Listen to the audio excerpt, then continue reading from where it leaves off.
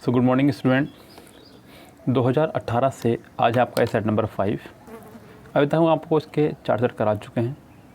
चारों सेट में आप लोगों ने करे एसएससी स्टेनोग्राफर के सेट। आज है आपका ये सेट नंबर 5 जो कि है सीपीओ का। इसका है ये सीपीओ का, लेकिन इससे कोई भी इफेक्ट नहीं पड़ता कि किस सेट का है या किस पेपर का है। आपको सिर्फ और सिर्फ कॉमन एरर करनी है। कोई सी भी कॉमन एरर किसी भी एग्ज़ाम में आ सकती है, यह आप साफ साफ ध्यान रखिए।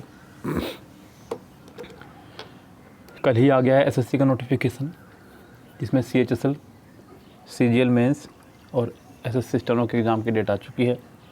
आपको उसी तैयारी को मद्देनज़र ध्यान रखते हुए आपको तैयारी करनी होगी। लापरवाही से कोई काम नहीं चलेगा।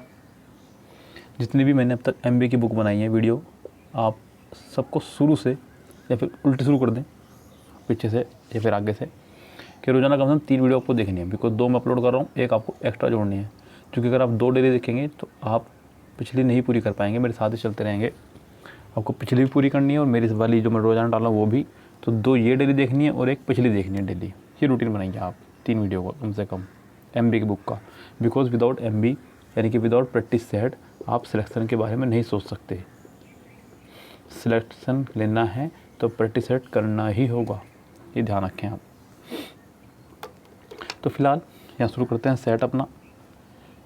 क्वेश्चन नंबर पहला है, कह रहा है कि एम्पलीफाई का मतलब होता है ध्वनि बढ़ाना, ध्वनि बढ़ाना, और ये एक वर्ब है। ऑप्शन है मैग्नीफाई, आपको पता ही होगा मैग्निफिकेशन ग्लास, इसका मतलब होता है बढ़ाना। इलेक्ट्रीफाई, विद्युतीकरण करना। सेटिस्फाई, संतुष्ट। सप्लाई, आपको पता ही है। तो इसका आंसर हो जाएगा आपका ए, वृद्धि से जुड़ा हुआ वर्ड है वृद्धि, इसलिए।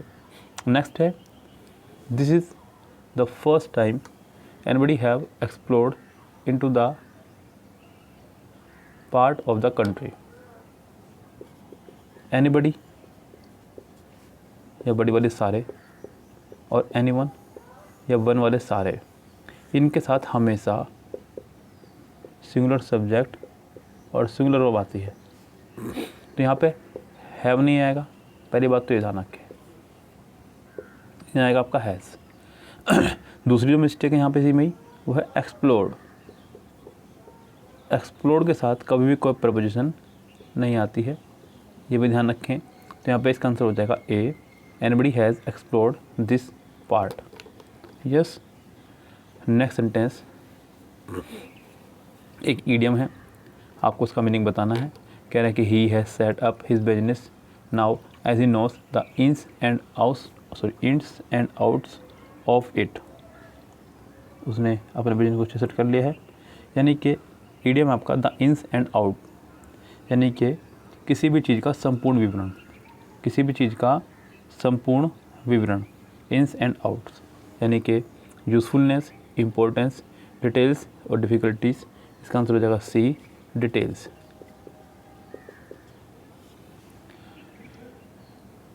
Next, the keeper of a museum, आपको उसके लिए बताना है 1 वर्ड, यानी किसी म्यूज़ियम की देखभाल करने वाला। पहला ऑप्शन है कंपेयर। कंपेयर मतलब टेलीविज़न या स्टेज का संचालन करने वाला। क्यूरेटर, किसी संग्रहालय का देखभाल करने वाला। कमिश्नर, अमीन या प्रतिनिधि। कंजर्वेटर, संरक्षक। तो इसका आंसर हो जाएगा आपका बी, क्यूरेटर। नेक्स्ट है आपका एक वोकेबलरी, जिसका जो है आपका रिप्लेट का मतलब होता है परिपूर्ण या भरा हुआ। रिप्लेट यानी कि परिपूर्ण या भरा हुआ, पूरा, कंप्लीट, और एक एडजेक्टिव है ये भी ध्यान रखें आप। इसके ऑप्शन जो हैं वो है रेस्टफुल, जो नहीं हो सकता। ऑक्यूपाइड, भरा हुआ, आपको बताना है सिनोनिम्स। फुल, भी भरा हुआ।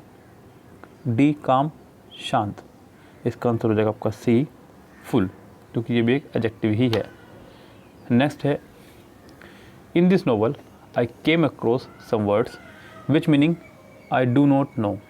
विच की जगह अच्छा होगा अगर आप यहाँ लगाएं हुज मीनिंग, जिनका अर्थ। In this novel I came across some words whose meaning I do not know, जिनका मतलब मैं नहीं जानता था। ये कहना चाह रहा है तो इसका आंसर होना चाहिए यानी कि बी पार्ट में विच की जगह हुज होना चाहिए था, तो ये सेंटेंस आपका करेक्ट होता, यानी कि फ़िलहाल इसके बी पार्ट में एरर है। Our new office is equipped dash all the latest technology। देखिए इक्विप्ड के साथ हमेशा आता है विद, इक्विप्ड विद साथ चलते हैं, जिसका मतलब होता है सजा होना से सुसज्जित। Our new office is equipped with all the latest technology। Next आपको बताना है कि इनमें से कौन सा रॉन्गली स्पेल्ड है। आपके पास वर्ड है पहला कोरेजियस, COURAGE होना चाहिए था, यहाँ पे आई नहीं, जी के बाद आई नहीं, जी के बाद ई होना चाहिए था। करेजियस मतलब साहसी, और पहला ही वर्ड आपका इनकरेक्ट है, सही नहीं है, रॉन्गली स्पेल्ड है। इसका मतलब इसका आंसर हो जाएगा पहला ही ए। नेक्स्ट है आपका one word sentence number 9, a large enclosure for keeping the birds in. एक ऐसा स्थान जहाँ सिर्फ पक्षी को रखा जाए। पहला है मैनेगिरी, मैनेगिरी मतलब जंतु समूह या पशु पक्षी दोनों का समूह, तो आंसर में पहला का ऑप्शन हो जाए पशु पक्षी दोनों के लिए लगेगा ये, तो इसका आंसर नहीं हो सकता ये पशु पक्षी समूह। दूसरा है एवियरी, एवियरी यानी कि बर्ड यानी कि पक्षियों का समूह जहाँ सिर्फ पक्षियों को रखा जाए, पक्षीशाला। उससे अगला 3 एक्वेरियम, AQUARIUM, एक ऐसा कांच का बॉक्स जिसके अंदर मछलियों को रखा जाता हो। DAPIARY मधुमक्खीशाला, जहाँ मधुमक्खियों को रखा जाता हो, तो इसका आंसर हो जाएगा आपका फिलहाल बी एवियरी पक्षीशाला। नेक्स्ट भी आपका वन वर्ड ही है, a person who Yeats human flesh, जो मनुष्य का मांस खाता हो। पहला आपका कार्निवर, कार्निवर मतलब मांसाहारी, इसी से एक और वर्ड बनता है आपका हर्बीवर यानी कि शाकाहारी, इसी से एक और बनता है आपका ओमनीवर यानी कि सर्वाहारी यानी कि सब कुछ खाने वाला। कैनिबल यानी कि मनुष्य का मांस खाने वाला। ट्राइबल ये जनजातियों के लिए लगता है, जैसे कि रामायण में आपने देखा हो निषाद राज जनजाति, यस उनके लिए लगता है। अगला है इसका SCAVENG स्कैवेंजर, मुर्दा घर या फिर कूड़े कचरे से सामान ढूंढने वाला स्कैवेंजर, तो इसका आंसर हो जाएगा आपका फिलहाल सी।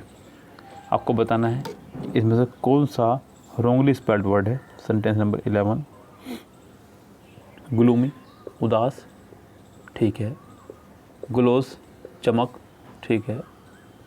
गोबल की स्पेलिंग यहाँ गलत है, गोबल की स्पेलिंग होती है GOBBLE गोबल। बड़ा निवाला जल्दी जल्दी खाने वाला, तो उसे बोलते हैं गोबल। उससे अगला है ग्लटन, ग्लटन का मतलब होता है पेटू, तो इसका आंसर हो जाएगा आपका सी। आपको बताना है कि नेक्स्ट सेंटेंस में किस पार्ट में एरर है। To my point of view he should not have behaved in such a manner. To my point of view यही आपका रॉन्ग है। To my point of view की जगह अच्छा होगा कि आप लगाएं in my point of view.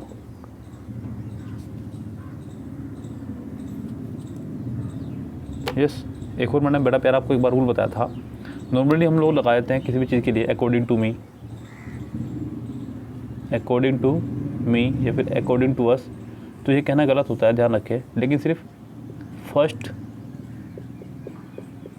Person pronoun के लिए, फर्स्ट पर्सन प्रोनाउन के लिए आप अकॉर्डिंग टू नहीं लगा सकते, आई और वी के लिए। बाकी सबके लिए लगा सकते हैं आप अकॉर्डिंग टू हिम, ये भी ठीक है। अकॉर्डिंग टू हर, ठीक है। अकॉर्डिंग टू देम, ठीक है। अकॉर्डिंग टू यू, ठीक है। लेकिन आप कभी भी अकॉर्डिंग टू मी नहीं लगा सकते। इसके लिए आपको लगाना होगा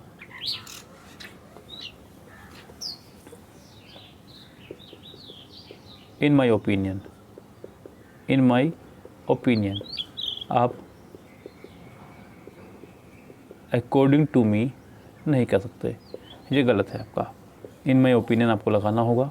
उसी तरह से यहाँ पर आंसर था in my point of view he should not have behaved in such a manner, यानी कि इसका आंसर हो जाएगा आपका सी।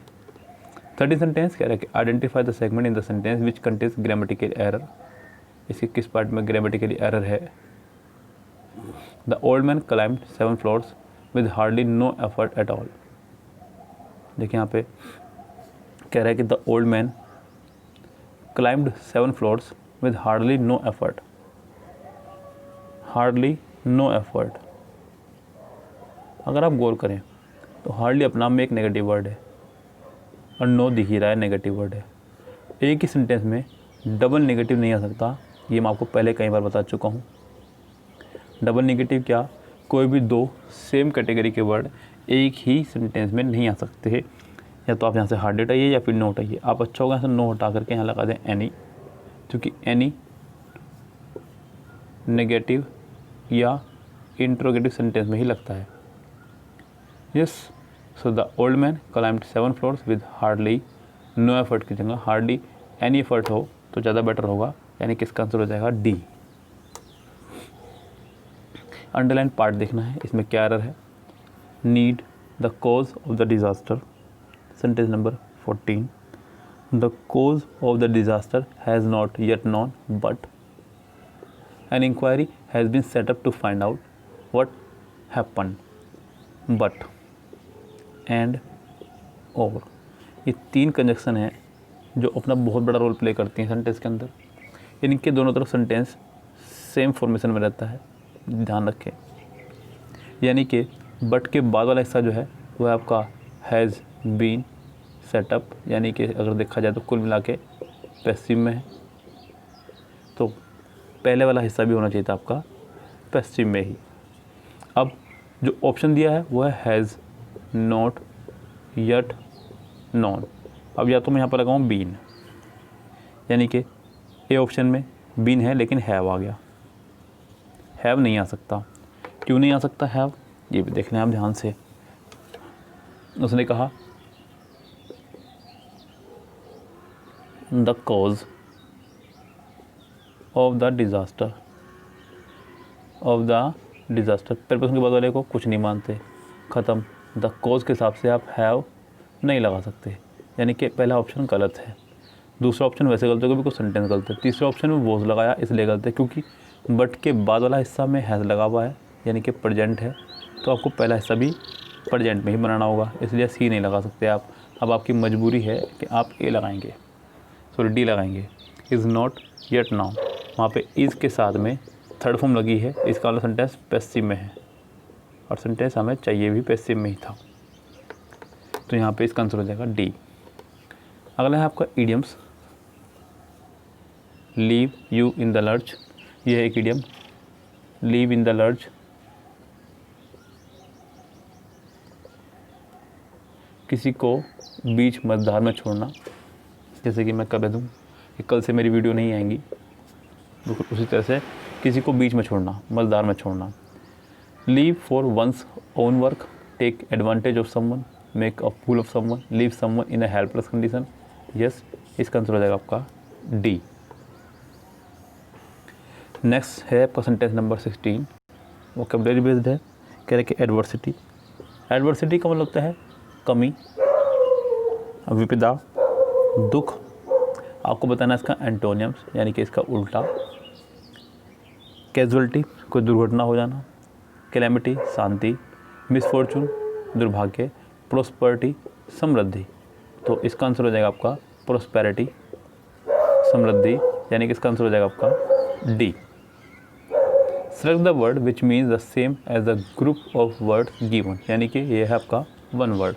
अ fortress, typically one on high ground above a city, एक ऊंचा कोर्ट, कोई किला वगैरह। पहला वर्ड है टावर, टावर किलो में नहीं आता। उससे अगला वर्ड है सिटाडल या फिर किटाडल, इसका मतलब होता है दुर्ग या फिर कोई किला। पैलेस मतलब महल, और कोलोसस मतलब होता है महापुरुष या फिर कोई भीमकार व्यक्ति, जैसे कि अपने महाभारत में भीम जी थे ऐसे। तो इसका आंसर हो जाएगा आपका B, citadel. Select the most appropriate meaning of the underline idioms in the given sentence. एक आपको इडियम दिया गया है यहाँ पे, कह रहे कि feather their own nest, feather their own nest, यानी कि अपने ही घोंसले का पंख। यानी सिर्फ अपनी खुशी और समृद्धि के लिए काम में लगे रहना, अपनी खुशी और समृद्धि के लिए काम में लगे रहना। Enrich oneself by dishonest mean, achieve something and be proud of it, make one's family comfortable, provide comforts in one's house. तो इसका आंसर हो जाएगा आपका A. Enrich oneself by dishonest mean, सिर्फ और सिर्फ अपने विषय में सोचना, यानी कि इसका आंसर हो जाएगा आपका A. Select the synonyms of the given word. Word आपका फॉरगो, जिसका मतलब होता है त्याग देना, छोड़ देना। पहला है फॉरगेट, भूल जाना। गिव अप आपका एक ईडियम है या फ्रेजल वर्ब कह लीजिए, क्योंकि ऊपर भी ऐसे ही था फ्रेजल वर्ब भी, फॉरगो। गिव अप मतलब त्याग देना। नेक्स्ट है बैन, किसी चीज़ पे बैन लगाना। गो हेड आगे बढ़ना। इसका आंसर हो जाएगा आपका बी, सिनोनिम्स के तौर पर। नेक्स्ट है आपका 20 एंथुसिज्म। एंथुसिज्म का होता है किसी चीज़ के प्रति उत्साह, जोश, ऊर्जा। पहला ऑप्शन है फरवर, उत्साह, तो ये हो जाएगा सिनोनिम्स। नर्वसनेस घबराहट, ये बाहर। सी एपाथी, ऊर्जाहीन, बिना उत्साह का, ये आंसर हो जाएगा। जील का मतलब होता है उत्साह, तो ये भी रेस से बाहर। इसका आंसर हो जाएगा सी, अपोजिट वर्ड बताना था इसलिए। नेक्स्ट है आपका वैनिटी। वैनिटी का मतलब होता है घमंड। आपको बताना है अपोजिट। पहला वर्ड है प्राइड, प्राइड का मतलब भी घमंड या गर्व। डिग्निटी विशेष कोई गुण या क्वालिटी होना। ह्यूमिलिटी, ह्यूमिलिटी यानी कि विनम्रता। उससे अगला टिमिडली कायरता, तो इसका आंसर हो जाएगा सी, अपोजिट वे में। इसका आंसर सी हो जाएगा। Every year our occasion is having a meeting to elect the officers. Every year sentence में है आपका एवरी ईयर, यानी कि सेंटेंस कोई हैबिचुअल एक्शन पे है। हैबिचुअल एक्शन पर अगर कोई सेंटेंस हो तो वो आपको बनता है प्रेजेंट इंडेफिनेट। किसको बनता है? प्रेजेंट इंडेफिनेट, यानी कि सब्जेक्ट प्लस वर्ब की फर्स्ट फॉर्म प्लस एस या ई एस प्लस ऑब्जेक्ट। इस फॉर्मेशन में सेंटेंस आपका वो बनना चाहिए। अब यहाँ गुंजाइश है या नहीं है, पहले दूसरा कारण भी जान लें। मैंने आपको बताया था जब मैंने आपको time and tense of verb chapter पढ़ाया है, ग्रामर में जाकर देख लीजिएगा टॉपिक में। अगर आप इज एम आर के साथ हैविंग लगा रहे हैं तो इसका मतलब होता है होना। क्या होता है इसका मतलब? होना। जैसे कि मैं कहने लगूँ I am having a headache, मुझे सिर दर्द हो रहा है, मुझे सिर दर्द हो रहा है, तो आप लगा सकते हैं। लेकिन मैं कहने लगूँ कि I am having many friends, मेरे कई सारे दोस्त हो रहे हैं, तो ये कहना इसका आंसर गलत हो जाएगा। उसी हिसाब से यहाँ देखें, एवरी ईयर ओके और association is having a meeting, हमारी हर साल एक मीटिंग हो रही है। जी नहीं, every year our association has a meeting to elect the officers, यानी कि इसका आंसर होना चाहिए सी 22 का, तब जाकर सेंटेंस बने। इससे आपकी दोनों कंडीशन पास हो रही हैं, प्रेजेंट इंडेफिनिट बन रहा है और वो जो मैंने बताया बाद में वो भी। Select the wrongly spelled word, आपको बताना है कि इसमें कौन सा वर्ड रॉन्गली स्पेल्ड है। देखिए वर्ड पहले है डिसअपॉइंट, बिल्कुल ठीक है, कोई दिक्कत नहीं है। नेक्स्ट आपका डिसअपीयर, ये भी ठीक है। डिसएलो, जी नहीं पहला ही गलत हो गया, माफ़ी चाहूँगा, मैं देख नहीं पाया था इसे। डिसअपॉइंट डबल एस नहीं आएगा, वो गलती से देखा गया। डिसअपॉइंट यानी कि पहला ही गलत है, यहाँ पे सिंगल एस होना चाहिए था। निराश होना, उदास होना। सो इसका आंसर हो जाएगा ए, 23 का आंसर हो जाएगा आपका ए। चलते हैं नेक्स्ट पेज पे। 24 से 29 तक है आपका एक cloze test.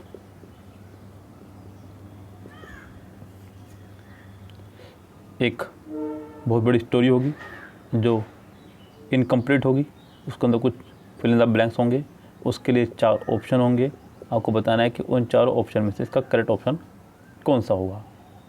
What does the matter, what does the word about me scout mean. Scout का क्या मतलब है? स्काउट का मतलब होता है पहरेदार, देखभाल करने वाले या सिपाही। स्कूल वगैरह में जब आप पढ़ते थे तो स्काउट की अलग से क्लास होती थी, कुछ बच्चे स्काउट रहते थे, कुछ बच्चे एनसीसी। यस, तो स्काउट यानी कि पहरेदार, यस, या सिपाही। During a war a soldier is chosen to go dash, go behind पीछे आना, गो बिफोर पहले, गो अहेड आगे, गो आफ्टर। तो यहाँ पे इसका आंसर हो जाएगा गो अहेड, आगे आना, क्योंकि सोल्जर को पीछे हटना नहीं चाहिए, क्योंकि वही देश की रक्षा कर रहे हैं, सबसे हार्ड जॉब कर रहे हैं। सैल्यूट दीजिएगा उनको आप जहाँ भी बैठे हैं इस time. What does the word scout mean during a war? A soldier is chosen to go ahead of an army in order to dash out where the enemy is. In order to dash out where the enemy is, कहाँ है enemy ये देखने के लिए। तो यहाँ पे option हमारे call out, bring out, carry out या फाइंड आउट। हो जाएगा यहाँ पे फाइंड आउट, जिसका मतलब होता है पता लगाना। क्या होता है? पता लगाना। In order to find out where the enemy is, he then dash back to the commander. फिर वो आता है कमांडर्स पे, ये सारी रिपोर्ट्स देता है कमांडर को आकर के। ही देन रिपोर्ट्स, यानी कि ही के साथ में वर्ब की फर्स्ट फॉर्म में एस या ई एस लगाया गया है, इसलिए रिपोर्ट्स हुआ है, सूचना देना। He then reports back to the commander all the dash information, all the dash information, खबर। He has gathered about the dash, he has gathered about the dash, किसके बारे में इकट्ठे की होंगी? एनिमी के बारे में। किसके बारे में? एनिमी के बारे में, यानी कि इसका आंसर हो जाएगा आपका डी। ये था क्लोज टेस्ट, सिंपल था, ज़्यादा हार्ड नहीं था, इसलिए बहुत इजीली हो गया। बच्चे भी खुश हो गए होंगे देखकर वहाँ पे जब उन्होंने पेपर दिए होंगे। नेक्स्ट है आपको बताना है कि इनमें से कौन सा रोंगली स्पेल्ड है, यानी कि गलत कौन सा लिखा हुआ है। पहला है ब्लिस्टर, केमिस्ट्री में आपने इसको पढ़ा होगा, ब्लिस्टर कॉपर यानी कि फफोले या छाले पड़ जाना। नेक्स्ट है आपका ब्लोसम। अब इतना भी आप मासूम नहीं है कि आपको इतना इजीली बेवकूफ़ बना दिया जाए। ब्लोसम में यू नहीं, ब्लोसम में ओ आया करता है, खिलना, फूलों के लिए लगता है ब्लोसम। बस यही मिस्टेक है इसकी। ब्लोसम की स्पेलिंग यहाँ गलत है, BLOSSOM होनी यहाँ चाहिए थी। Select the Rongli spelled word, फिर से एक और आ गया है कि आपको बताना है कौन सा वर्ड रोंगली है। पहला है एस्टीमेट, का मतलब होता है लगभग या अंदाज़ा। इसेंशियल, ESSENCIAL, ESSENTIAL, इसेंशियल, ज़रूरी। नेक्स्ट आपको बताना है कि इसमें किस पार्ट में एरर है। कह रहे कि आई थैंक्ड हिम, छोटा सेंटेंस है, ज़्यादा बड़ा नहीं है। I thanked him, subject plus second form, अभी तक कोई एरर नहीं है। हिम ऑब्जेक्ट आया, फॉर हिज एडवाइसेस। अब यहाँ एक छोटी सी मिस्टेक है जो मैं आपको बता दूँ, जिससे कि आप आगे तक इसे सावधान रहें। लिख लीजिएगा, इसको नोट्स बना लीजिएगा। एक वर्ड होता है आपका एडवाइस, दूसरा होता है आपका एडवाइज। ऐसे ही आपका एक वर्ड है प्रैक्टिस, सेम वर्ड है आपका प्रैक्टिस। ऐसे ही आपका एक वर्ड है डिवाइस, सेम वर्ड है आपका डिवाइस। ये तीनों हैं आपके नाउन, ये तीनों हैं आपकी वर्ब। वो भी एब्स्ट्रैक्ट नाउन, ये ध्यान रखें। इनके साथ कभी भी ध्यान देना, लिख लेना नोट्स, ऐसे यस नहीं आएगा, इनसे पहले ए या एन नहीं आएगा। इनकी आप सेकंड फॉर्म नहीं बना सकते, थर्ड फॉर्म नहीं बना सकते, ING नहीं लगा सकते, इनसे पहले आप टू भी नहीं लगा सकते। इनके साथ एस या ES लगा सकते हैं, सेकंड फॉर्म लगा सकते हैं, इनके ING बना सकते हैं, इनकी थर्ड फॉर्म बना सकते हैं, इनसे पहले टू लगा सकते हैं, लेकिन ए या एन इनसे पहले भी नहीं आएगा, बिकॉज ए या एन नाउन से पहले आता है, वर्ब से नहीं, जहाँ पे ए या एन नहीं आएगा। खूब अच्छे से लिख लीजिएगा, नोट्स को काम आएगा। तो यहाँ पर यही गलती उसने करी, एडवाइस की स्पेलिंग उसने ऐसे ही लगाया, जबकि एडवाइस की स्पेलिंग ये होनी चाहिए थी, यानी कि इसके आंसर हो जाएगा आपका फिलहाल सी। 13 miners were trapped inside a coal mine due to flooding from a nearby river yesterday. 13 miners यानी कि 30 कोयले खान में काम करने वाले लोग फंस गए कहाँ, कोयले की खान में वर ट्रैप्ड, तो यहाँ पे फंस गए यानी कि इनडायरेक्ट हो रहा काम, पैसिव में हो रहा है काम। सेंटेंस में was were plus third form की ही रिक्वायरमेंट थी जो कि यहाँ है। 13 को देखते हुए उसने वर्ड लगाया, ये भी ठीक है। तो सेंटेंस में मुझे तो कोई एरर नज़र नहीं आ रही है, यानी कि सेंटेंस हो जाना चाहिए आपका नो एरर, यानी कि इसका आंसर हो जाएगा आपका फ़िलहाल बी। आपको है एक पैराग्राफ, बहुत बड़ा पैराग्राफ है, आप इसे खुद से कीजिएगा। मैं आपको पूरा पैराग्राफ दिखा रहा हूँ, आप इसका स्क्रीनशॉट ले लीजिएगा। वैसे तो मैं आपको PDF भेज ही दूँगा इसका ग्रुप में। या वीडियो कंप्लीट होने के बाद में मैं इसका ग्रुप में अपना PDF भेज दूँगा, व्हाट्सएप ग्रुप पे भी और अपने टेलीग्राम ग्रुप में भी। जो भी जुड़ना चाहे ग्रुप में वो जुड़ सकता है। व्हाट्सएप का नंबर है मेरा 8279738238 और टेलीग्राम का लिंक आपको ग्रुप में मिल जाएगा। हालांकि व्हाट्सएप का भी लिंक आपको लिंक में ही मिल जाएगा। तो पैराग्राफ ये है आपका, इसका खुद से देख लीजिएगा आप, मैं इसके सिर्फ आंसर कराऊंगा आपको।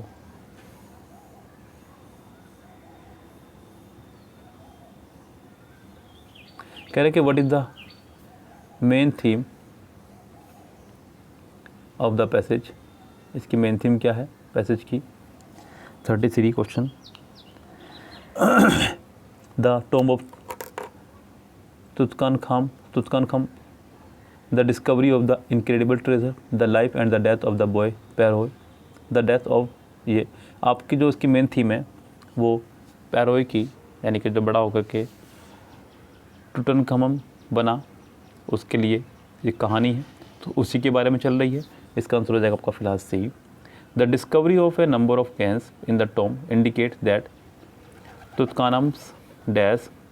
अब यहाँ पे आपको बताना है कि क्या इसका कितना आंसर होगा 34 का। यहाँ एक पैराग्राफ दिया गया आपको, यहाँ दिया गया है पैराग्राफ, ये रहा। Also condemn his father actions in a Stella found at Karnak, saying that unkempt religious revolution caused the gods of ignore Egypt. Parts of the stela reads the gods to ignore goddess। यहाँ से इसमें जिक्र नहीं है इसका।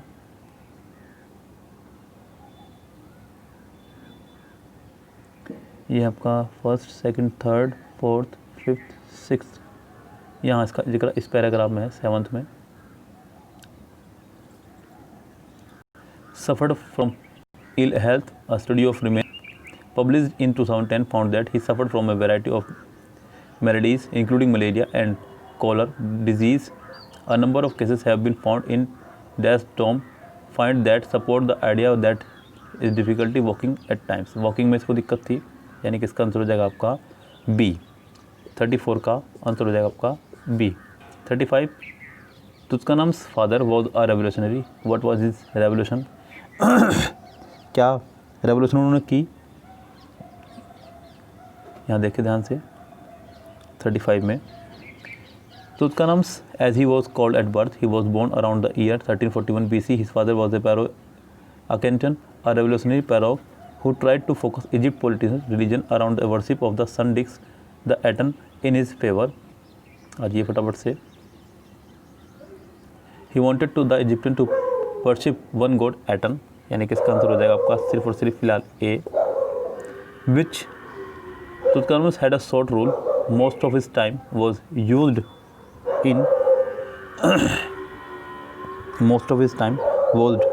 in looking after the well-being of his people, erecting states at different places, fighting with his own disease, trying to undo the religious revolution of his father। जी बिल्कुल यहाँ पर सही कह रहा है। Tutankhamun's also condemned his father, condemn का मतलब होता है निंदा करना, उसका विरोध करना, यानी कि इसका आंसर हो जाएगा पहला ही यस, यानी कि 36 का आंसर हो जाएगा आपका trying to undo the religious revolution of his father. Undo का मतलब होता है विपरीत, डू और undo। 37 which statement is not true according to the passage। Tutankhamun's tomb was lavishly filled with gold artifacts, true है। The tomb was unusually small for a pharaoh's burial, बिल्कुल ठीक। The tomb appears to have been finished quickly as the paint wasn't dry when it was sealed, ये भी ठीक है। Howard Carter team discovered the tomb's entrance way on November 26, 1922। इसका जिक्र यहाँ हुआ है। कह रहा है कि Howard Carter team discover the tomb's entrance on November 4 नवंबर को ढूंढा और 26 को उसके अंदर एंटर हुए। यही रोंग है आपका, तो यहाँ पे इसका आंसर हो जाएगा आपका डी। उन्होंने उसको डिस्कवर 26 नवंबर में नहीं 4 नवंबर में किया था, यानी कि 37 का आंसर हो जाएगा आपका फिलहाल डी। 38 देखें, a medical specialist who administer drugs for relieving pen during surgery. पहला वर्ड एनेस्थेटिक्स, यानी किसी को एक तरह से बेहोशी कर देना। एनाल्जेसिक, पीड़ाहार, कोई ऐसी दवाई जो लोगों का पीड़ा हरती हो। नेफ्रोलॉजिस्ट, ये ओट्स विशेषज्ञ है। और डर्मेटोलॉजिस्ट, स्किन विशेषज्ञ। इसका आंसर हो जाएगा आपका फिलहाल A. Select the most appropriate word in the filling. The assistant in the library picked up the books from the tables and put dash back on the shelves. Put dash back on the shelves. They जी नहीं, क्योंकि put एक verb है। Verb के बाद आप object लगा सकते हैं, सब्जेक्ट नहीं। इट्स, बुक्स बहुत सारी हैं, इसलिए आप इट्स नहीं लगा सकते। आगे ऑप्शन पे चलते हैं। दैम, दैम हो सकता है, क्योंकि पुट एक वर्ब है, वर्ब के बाद ऑब्जेक्ट आता है, तो ये ध्यान रखें। ध्यान रखें, प्रेपोजिशन के बाद ऑब्जेक्ट, लेट के बाद ऑब्जेक्ट और वर्ब के बाद ऑब्जेक्ट। इन तीनों के बाद हमेशा ऑब्जेक्टिव क्या जाता है प्रोनाउन का, कभी भी इनके बाद सब्जेक्ट नहीं आता, ये ध्यान रखें आप। नेक्स्ट है आपका वोकेबलरी। सिनोनिम बताना है मैसिव। मैसिव कौन होता है? विशाल, बहुत बड़ी। थिक, गाढ़ा। स्ट्रॉन्ग, मजबूत। सॉलिड, यानी कि मजबूत। ह्यूज मतलब विशाल। इसका आंसर हो जाएगा आपका ह्यूज, यानी कि 40 का हो जाएगा डी। नेक्स्ट आपको बताना है इसके किस पार्ट में है एरर। सॉरी, आपको बताना है most appropriate word. I looked at my damage car and dash how much it would cost to repair it. यानी कि अपनी वो डैमेज कार देख रहा है और अंदाज़ा लगा रहा है कि क्या इसके लिए खर्चा हो सकता है। पहला है वॉन्डरिंग, आश्चर्यचकित होना। Wondered, wonder, wonder. हालांकि सभी वर्ड सेम है, बस आपको थोड़ा सा दिमाग से फैसला लेना होगा। ध्यान रखें कि सेंटेंस है आपका सेकंड फॉर्म में, एंड से पहले। डैमेज्ड, तो एंड के बाद भी आपकी आएगी सेकंड फॉर्म ही। ये रूल मैं आपको कहीं बता चुका हूँ। एंड, बट, और के दोनों तरफ सेंटेंस का फॉर्मेशन रहता है सेम, तो यानी कि इसका आंसर हो जाएगा आपका फिलहाल B. After getting the news of his promotion he was in high spirits. ये एक ईडियम है। ईडियम है आपका 42। इन हाई स्पिरिट्स मतलब खुशी या उत्साह में होना, खुशी या उत्साह में होना। तो इसका आंसर हो जाना चाहिए आपका फिलहाल जॉयफुल, ए। और कोई इसका आंसर करेक्ट नहीं लग रहा है। Select the most appropriate meaning of the given idioms. Pulling your leg. Pulling your leg मतलब एक तरह से कह सकते हैं अपनी टांग वापस खींचना, यस, या फिर किसी से मजाक करना। Playing a joke with someone, 43 का आंसर हो जाएगा आपका A. Playing a joke with someone यानी कि A. You will not be allow in the film festival, 44 देखें, बड़ा प्यारा है। You will not be allowed in the film festival dash you have a photo ID card in case unless if या whether. यहाँ ज़्यादा अच्छा होगा कि आप अनलेस लगाएं, क्योंकि बात सिर्फ और सिर्फ कंडीशन की हो रही है और किसी की नहीं हो रही है। तो यहाँ पे अच्छा होगा कि आप अनलेस लगाएं। अनलेस का मतलब ये देखो तुम्हारे पास ID कार्ड ना हो तो। सेंटेंस वैसे भी नेगेटिव भाव दे रहा है, इसलिए भी आपको अनलेस लगाना होगा, क्योंकि बाकी किसी भी ऑप्शन में नेगेटिव नहीं निकल के आ रहा है। You will not be allow in the film festival unless you have a photo ID card. जब तक तुम्हारे पास फोटो ID कार्ड नहीं होगा तब तक तुम्हें एंटर नहीं करने दिया जाएगा।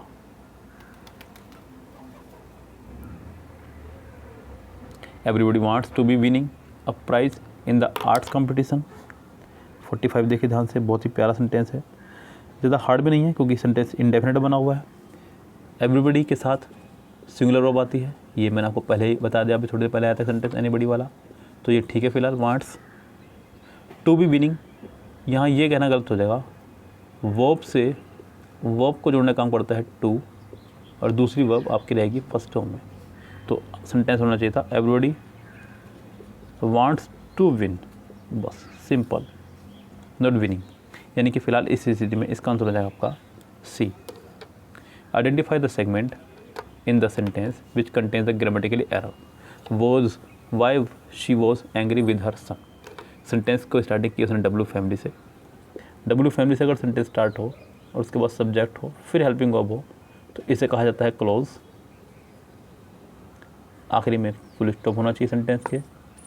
और अगर सेंटेंस के स्टार्टिंग हो डब्ल्यू फैमिली से, फिर हेल्पिंग वर्ब हो और फिर सब्जेक्ट हो तो इसे कहा जाता है इंट्रोगेटिव स्ट्रक्चर। आखिरी में क्वेश्चन मार्क्स होना चाहिए सेंटेंस के। अब अगर आप गौर करें तो सेंटेंस के आखिरी में है क्वेश्चन मार्क्स। क्वेश्चन मार्क्स को आप नहीं हटा सकते, आपको सेंटेंस में ही कुछ छेड़खानी करनी होगी। सेंटेंस अगर आप देखें तो आपको दिख रहा है subject W family plus subject plus verb, full stop होना चाहिए था, जबकि सेंटेंस का स्ट्रक्चर होगा W family plus helping verb plus subject, यानी कि वॉज पहले आएगा। सेंटेंस होना चाहिए था वाई वॉज शी। सेंटेंस का स्ट्रक्चर ये सही होगा तब जाकर सेंटेंस ये बनेगा वाई वॉज शी, यानी कि इसका ए पार्ट हो जाएगा रॉन्ग, शी वॉज की जगह वॉज शी होना चाहिए था। 47 वोकेबलरी बेस्ड है। वोकेबलरी है आपका हॉलो, बड़ा प्यारा वर्ड है हॉलो, खोखला। मैथ में आपने इसको कई बार पढ़ा होगा, आपको बताना है इसका उल्टा। 47 ऑप्शन आपके पास में पहला है वैकेंट खाली, सो नैरो तंग, शैलो जिससे हेलो का मतलब खोखला ऐसे, शैलो का मतलब ऐसे ऊपर को उठा हुआ, सॉलिड मतलब ठोस, तो इसका आंसर हो जाएगा आपका सॉलिड ही। अगला भी आपका वोकेबलरी है 48। ध्यान से देखिएगा, वर्ड कह रहा है हैरिश।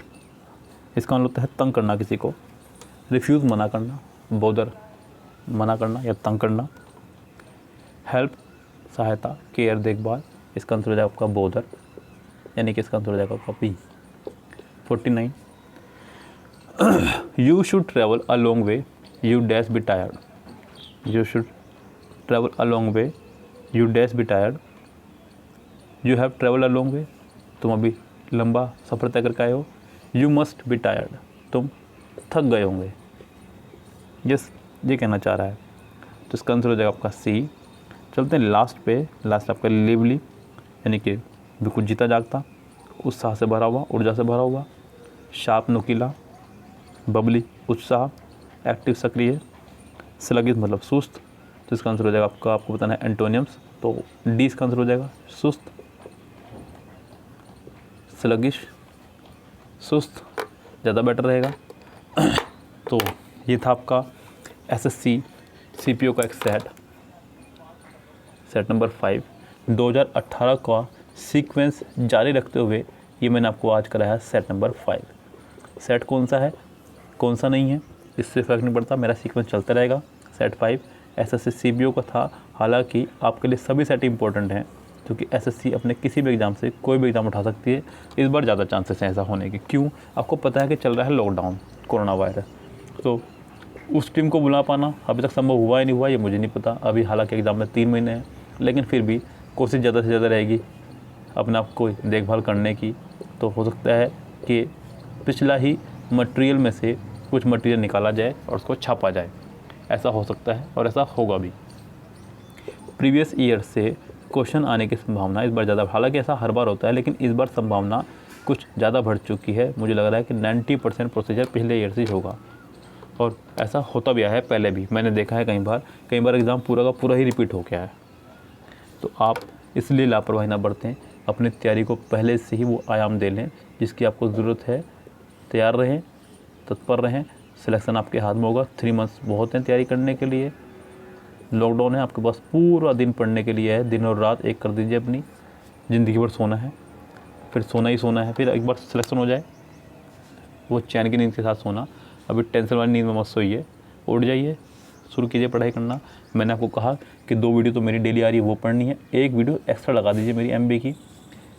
मैं ये नहीं कह रहा कि मेरी बार बार ये मत सोचिए मैं अपनी वीडियो का प्रमोशन कर रहा हूँ। यहाँ पे एमबी का प्रैक्टिस सेट, यदि कि आपको प्रैक्टिस सेट करना है, बस उन प्रैक्टिस सेट से बचना है जो कोचिंग सेंटर वाले अपने कराते हैं, बस उनसे ध्यान रखें आप, क्योंकि वो क्वेश्चन लेकर के आते हैं जो उनको लगता है कि उनके लायक हैं जो कर सकते हैं। आप सिर्फ वो कीजिए जो एग्ज़ाम में आए हुए हैं बस। इसलिए मैं कह रहा हूँ कोई भी अगर MB या फिर कोई प्रीवियस सेट कर रहा हो तो आप उसकी वीडियो देखिए, बिल्कुल कोई दिक्कत नहीं है। लेकिन जो उनके खुद के बनाए होते हैं मॉक टेस्ट, उनसे बचेगा आप। चलिए फिर आज चलते हैं, लेते हैं आपसे विदा। Have a nice day, see tomorrow, शब खैर, गुड नाइट।